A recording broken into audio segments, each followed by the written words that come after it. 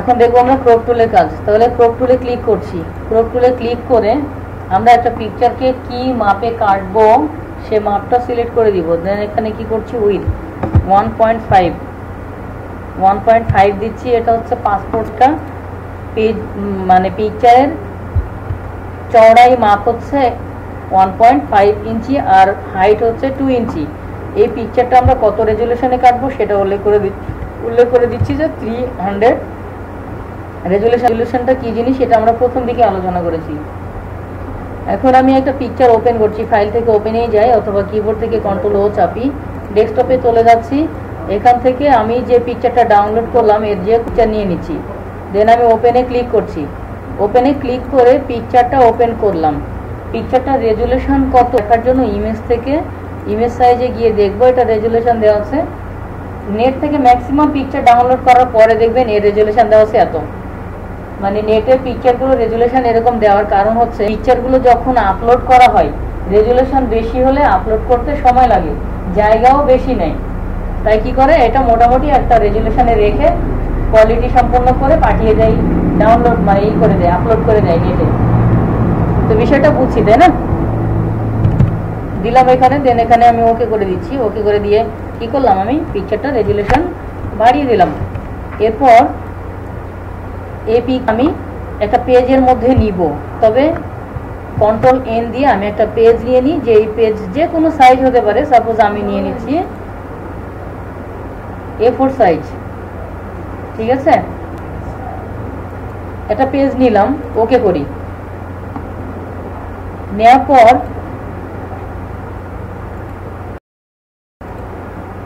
এই পিকচারটাকে আমি নিলাম। নেওয়ার পর পিকচারটা রেজুলেশন দেখে নিলাম। এই পেজের রেজুলেশনটাও আমি দেখে নিই।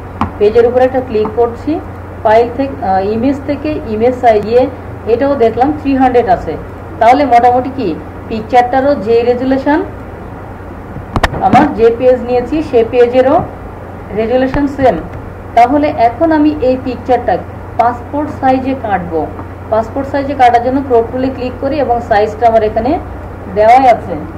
এই অবস্থা করে আমি পিকচারটা কতটুক নিতে চাই পাসপোর্টের জন্য, যতটুক নিতে চাই ততটুক সিলেক্ট করব। সিলেক্ট করে এখানে আমরা মুভমেন্ট অ্যারো কি দিয়ে আমরা এরকমভাবে আপ ডাউন করে পজিশনিং করে নিতে পারি। করে নেওয়ার পর যতটুক আমি নিব যেভাবে নিতে চাই কিবোর্ড থেকে ইন্টার চাপবো, পিকচারটা ওই পরিমাণ নিয়ে কেটে যাবে। পিকচারটা কেটে গেল। এবং টুলে ক্লিক করছি, করে এটাকে ক্লিক করে ধরে মুভ করে আমি এই পেজের মধ্যে বসাচ্ছি। মোটামুটি একটা পজিশনে বসালাম। এভাবে ক্লিক করে ধরে নিয়ে গিয়ে পজিশনিং করব অথবা মুভমেন্ট অ্যারো কি দিয়ে আমরা পজিশনিং করে নিতে পারি। এভাবে বসালাম। বসানোর পর আমি এখন পিকচারটার থেকে কপি নিব। কিবোর্ড থেকে অল্টার চেপে মাউসের লেফট বাটনে ক্লিক করব, করে টান দিয়ে বের করলে দেখব যে এখান থেকে একটা কপি বের হয়েছে। কিন্তু কপিটা এটার স্ট্রেট হচ্ছে না, যে এটা সমান হচ্ছে না। তাই আমি এই অল্টার চেপে ধরা অবস্থায় সাথে সাথে শিফট চাপলাম। শিফট চাপলে দেখেন একটু বাঁকা ছিল, আমি শিফট চাপার সাথে সাথে কি হলো, পিকচারটা একদম স্ট্রেট হয়ে গেল, সোজা হয়ে গেল। মাউসের লেফট পয়েন্টেও ক্লিক করে ধরেই আছি আমি। এই অবস্থায় কি হলো, আমি একটা পিকচার কপি নিলাম, নেওয়ার পর এটাকে ছেড়ে দিচ্ছি। আবার অল্টার শিফট মাউসের লেফট বাটন চেপে আমি আরেকটা কপি নিচ্ছি, তারপর এভাবে আরেকটা কপি নিচ্ছি। পর্যায়ক্রমে 4টা পিকচার হয়ে গেল। এখানে দেখেন আমাদের এখানে কিন্তু 4টা পিকচার নিয়েছি, যার কারণে 1 2 3 4 4টা লেয়ারও হয়ে গেছে। লেয়ারগুলো কপি হয়েছে, তাই এখানে শো করছে এরকম যে লেয়ার 1, প্রথম যে পিকচারটা নিয়েছিলাম সেটা ছিল লেয়ার 1। পরে যে পিকচারটা নিয়েছি কি করছি, ওই লেয়ারকে কপি করলাম না অল্টার চেপে, তাই দেখাচ্ছে লেয়ার 1 কপি, তারপরে লেয়ার 1 কপি 2, লেয়ার 1 কপি 3। মানে ওই একটা লেয়ারের থেকেই পিকচারগুলো আমরা কপি করে নিছি। এখন আমি চাচ্ছি যে এই পিকচারটাকে আবার কপি করে নিচে বসাবো। তাহলে কি করবো, অল্টার চেপে যখন কপি নিচ্ছি তখন কি হচ্ছে, যে লেয়ারটা সিলেক্ট আছে এখান থেকে এই পিকচারটা নেমে আসছে। আমি যদি এখান থেকে এই সর্বশেষ লেয়ারটা সিলেক্ট করতাম তাহলে কি হতো, ক্লিক করে ধরে আমি যখন টানবো নিচের দিকে তখন একটা লেয়ার কপি হয়ে আসবে। এটাকে আবার এভাবে আমরা কপি নিতে পারি। তবে কাজের সুবিধার্থে আমরা আরেকটা কাজও করতে পারি এখানে। যদি চাই যে আমি এই পিকচার যে 4টা পিকচার পেয়েছি এই চারটাকে একটা লেয়ারের মধ্যে নিব, আর এই একটা লেয়ার ধরে যখন আমরা টানবো তখন কি চারটা পিকচার একসাথে কপি হয়ে চলে আসবে। তাহলে কি করবো, চারটা পিকচারকে আগে আমরা গ্রুপ করে নিব। গ্রুপ করার জন্য কিবোর্ড কমান্ড হচ্ছে, এটা নিচে রাখবো না, জাস্ট লাস্ট লেয়ারে রাখবো। লাস্ট আমি এই লেয়ারটা নিয়েছি, এই লেয়ারে রাখছি, রেখে কিবোর্ড থেকে কন্ট্রোল ও চাপছি। তাহলে কি হলো, এটার মধ্যে এখন দুইটা পিকচার ঢুকে আছে। আর একবার কন্ট্রোল ই চাপি, তার পিকচার, আর একবার কন্ট্রোল ই চাপি, তাহলে কি হবে, লেয়ার 1 এর মধ্যে এখন চারটা পিকচার হয়ে আছে। ঠিক এই অবস্থায় অল্টার চেপে মাউসের লেফট বাটনে ক্লিক করে শিফট চাপলাম। এরপরে আমি যদি এটাকে ধরে নিচের দিকে নামাই তাহলে কি হবে, এই পিকচারটা কপি হয়ে যাবে। ঠিক আবার অল্টার শিফট মাউসের লেফট বাটন ক্লিক করে ধরে আরেকটা কপি নিচ্ছি। তাহলে কি হচ্ছে, শিফট সাথে ধরছি এজন্য যে আমি এমনভাবে পিকচারগুলো রাখবো যখন পিকচার প্রিন্ট করব কাঁচি দিয়ে কাটার সময় আমার কাটার সুবিধা হবে, আঁকা বাঁকা হবে না। তাহলে এখন আমরা এটাকে ধরে ক্লিক কপি করে করে আমরা এভাবে নিয়ে নিব, আবার এটাকে কপি নিচ্ছি। তাহলে কি হলো, আমার এরকম ভাবে মোটামুটি একটা A4 পেজের মধ্যে 20 পিকচার আমরা নিতে পারছি পাসপোর্ট সাইজের। সাইড দিয়ে একটু জায়গা ফাঁকা যাচ্ছে, মানে আমি সবসময় চিন্তা করব গ্রাফিক্সে কাজ করছি, কোনো দিক দিয়ে লস করব না। ঠিক আছে, আমার এই পেজটা তো নষ্ট হয়ে যাচ্ছে, কেটে ফেলার পরে তো কোনো কাজে লাগবে না। তাহলে এক কাজ করি, যে পিকচারটা আমরা পাসপোর্ট সাইজে কেটেছি সেই পিকচারটাকে আমরা স্ট্যাম্প করে নিই। আর একটা প্রয়োজনে যদি মনে করি যে এই পিকচারটাকে আমি একটা আগে সেভ করে রাখবো, যে এটাকে আমি সেভ করে রাখবো, ফাইল থেকে সেভ অ্যাজে গিয়ে যে এটা পিএইচডি মোডে রাখছি। কেন পিএইচডি মোডে সেভ করব, পরবর্তীতে যদি এটা আমার আবার দরকার হয় তাহলে কি হবে, পুরো সফটওয়্যার সহ ওপেন হবে, আমি আবার এটাকে যেখান থেকে কাজ শেষ করছি ওখান থেকেই আবার শুরু করতে পারবো। তো আমি এটাকে সেভ করে সাপোজ কম্পিউটারে কোনো ড্রাইভের মধ্যে রাখবেন, আমি আপাতত ডেস্কটপে রাখছি, তাহলে রাখলাম। এখন আমি এই পিকচারটাকে যা ইচ্ছা তাই করি, কেননা আমি একটা কপি রেখে দিয়েছি, সেভ করে রেখে দিয়েছি। এখন আমি এই পিকচারটাকে চাচ্ছি স্ট্যাম্প সাইজ বানাবো। তো আমি বলেছিলাম গত দিনের থিওরি ক্লাসে যে স্ট্যাম্প সাইজের একটা পিকচারের সাইজ হচ্ছে 1/1, কিন্তু 1/1 যখন কাটি তখন পিকচারটা স্কোয়ার হয়ে যায়, চারিদিক থেকে কেমন একটা চ্যাপ্টা দেখায়, ভালো দেখায় না। তাই আমরা এই পিকচারের সাইজটাকে মানে সঠিক রাখার জন্য বা সৌন্দর্য একটু বাড়ানো, দেখতে ভালো লাগার জন্য এই পিকচারটাকে কি করব, আমরা সেম যে পিকচার সে পিকচারই থাকবে, জাস্ট এই পিকচারের রেজুলেশনটা চেঞ্জ করে দিব। রেজুলেশন চেঞ্জ করার জন্য আমরা ইমেজ থেকে ইমেজ সাইজে যাব, অথবা কিবোর্ড থেকে আমি এখানে ওপেন করেছি CS8। CS8 এর কিবোর্ড কমান্ড হচ্ছে অল্টার চেপে ধরে দুইবার আই চাপবো, আর CS6 এর যে কমান্ড সেটা হচ্ছে কন্ট্রোল অল্টার চেপে আই চাপবো, একই কমান্ড। অথবা ইমেজ মেনু তো আর চেঞ্জ হবে না, মেনু তো মেনুই আছে, তাহলে ইমেজ মেনুতে ক্লিক করে ইমেজ সাইজে ক্লিক করব, একই কাজ হবে। এখানে এসে আমরা সাইজ যা আছে তাই, শুধুমাত্র 300 ছিল রেজুলেশন, এইটাকে আমরা 150 করে দিয়ে ওকে করছি। তাহলে স্বাভাবিকভাবে পিকচারটা এখন ছোট হয়ে গেছে।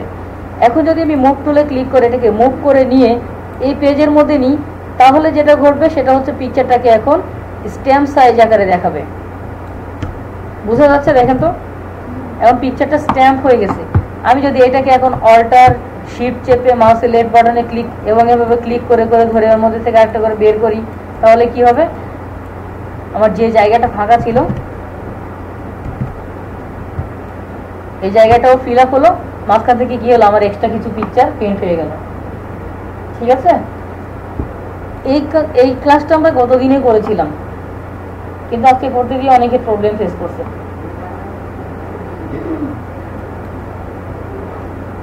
এ পর্যন্ত কারো কোনো প্রবলেম আছে? যে পর্যন্ত দেখলাম। এখন আমরা ক্রপ টুলের বাকি কাজগুলো করব। মনে করেন এই পিকচারটা আমি দিলাম, কিন্তু আমি একটা পিকচার ওপেন করতে যাচ্ছি, ডেস্কটপে রাখছি, এরকম একটা পিকচার ওপেন করছি, ধরে নেন এই পিকচারটা ওপেন করছি। এই পিকচারটা সাপোজ আমি চাচ্ছি, এখন আমরা তো পাসপোর্ট সাইজ দেখলাম, স্ট্যাম্প সাইজ দেখলাম, এখন আমি চাচ্ছি এটাকে 3R এ কাটবো, এই পিকচারটাকে 3R এ কাটবো। 3R এর সাইজ আমি বলেছি, কত দিয়েছি, স্ফিয়ারের সাইজ হচ্ছে 3.5/5, ঠিক আছে। তাহলে এখানে আমরা কি করে দিব, 3.5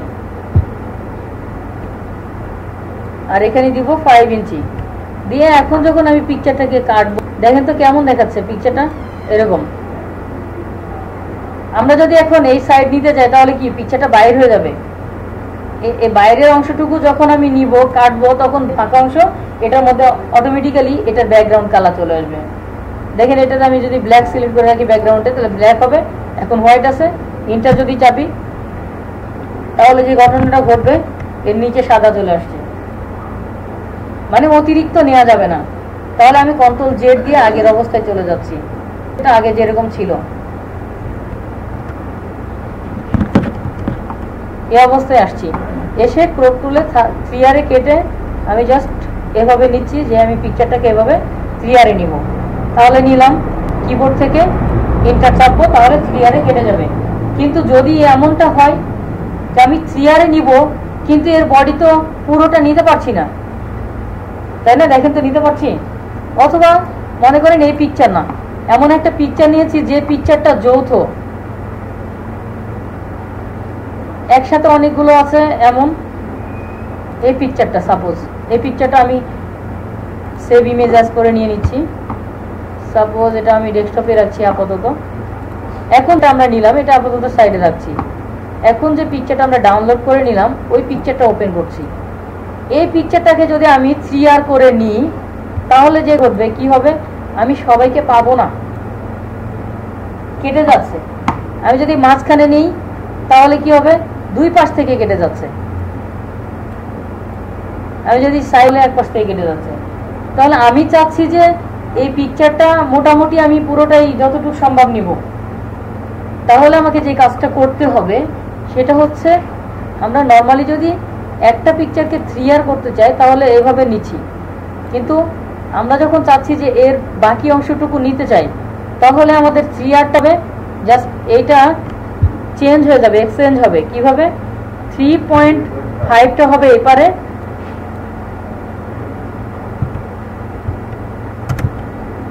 আর এখানে হয়ে যাবে 5। তাহলে দেখেন তো পিকচারটা যখন আমি এরকম কাটতে যাচ্ছি তখন কি মোটামুটি আমি জায়গাটা পেয়ে গেছি না। 3R এর পিকচার যে সবসময় হাইট থাকে সেটা তো না। আমরা তো ক্যামেরা বিভিন্ন ভাবে পিকচার তুলি, তাই না? ক্যামেরা ক্যাপচার করার সময় ক্যামেরা মুভ করে বিভিন্ন দিক থেকে ক্রস করে অথবা স্ট্রেট করে বিভিন্ন ভাবে তুলি না। কোনো পিকচার হয় ওয়াইড, কোনো পিকচার হয় হাইটে, তাই না? ওয়েট থাকে অথবা হাইটে থাকে। তাহলে এই পিকচারটা তখন কিভাবে নিতে হবে, পুরোটা নিতে চাইলে উইথে নিতে হবে। তার মানে কি, এটাও তো 3R। আমি বলছিলাম গত ক্লাসে যে 3R হচ্ছে 3.5/5, কিন্তু 5/3.5 হলে কি 3R হবে না?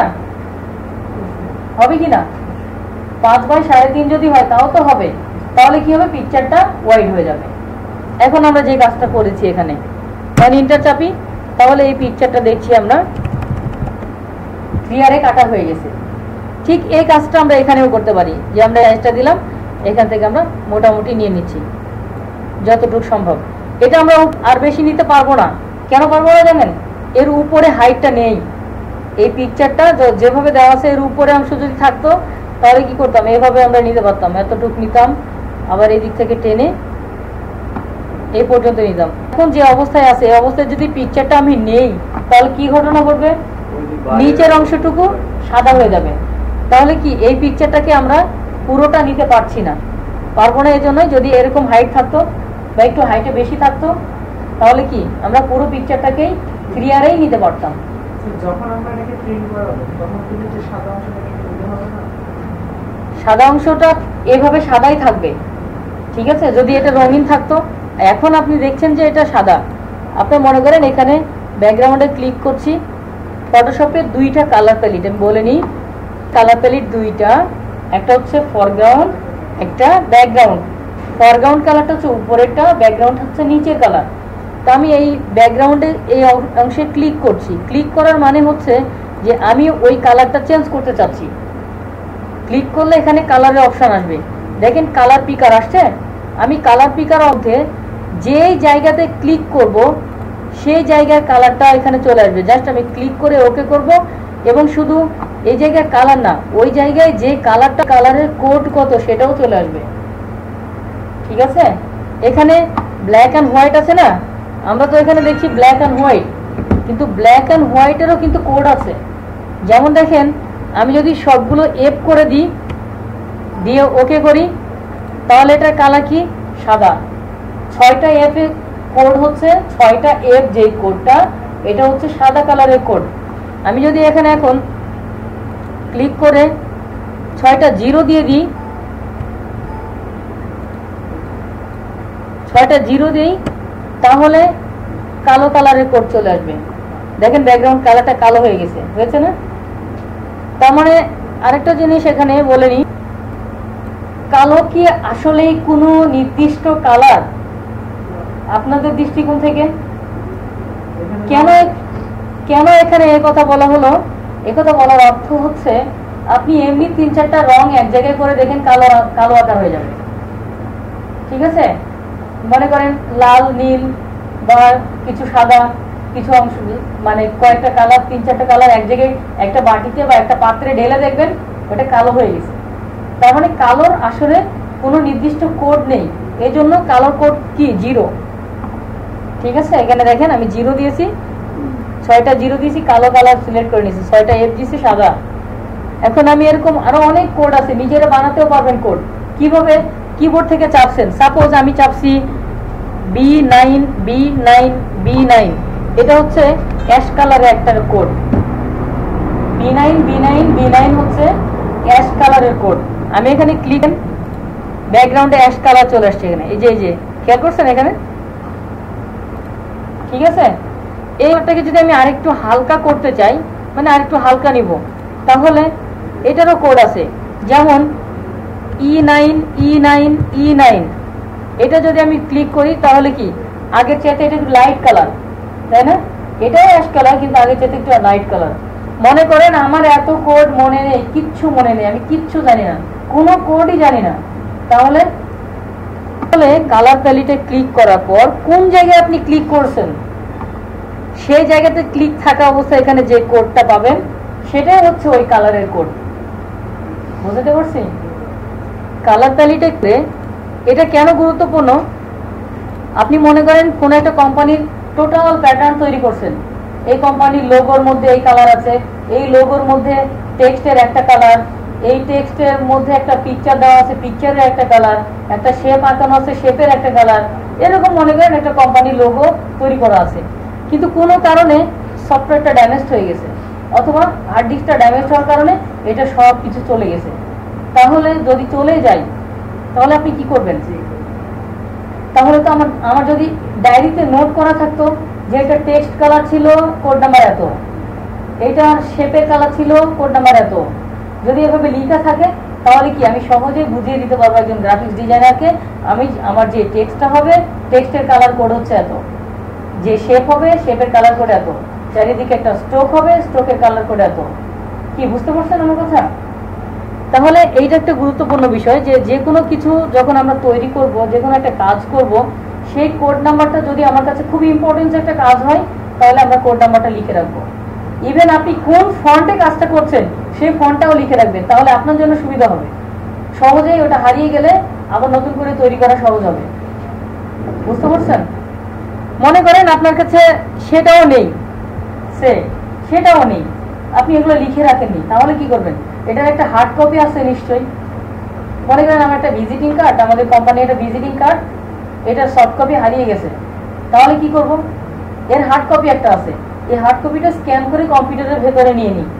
মনে করেন এইটা কার্ড, সাপোজ এটা, অথবা আমরা একটা ওপেন করে নিতে পারি।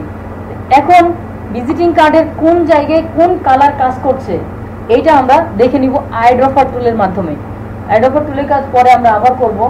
আইড্রপারের কাজ হচ্ছে যে নির্দিষ্ট স্থানের কালারকে আইডেন্টিফাই করা, কোন একটা নির্দিষ্ট জায়গায় কোন কালার কাজ করছে সেই কালারকে আইডেন্টিফাই করাই হচ্ছে আইড্রপার টুলের কাজ।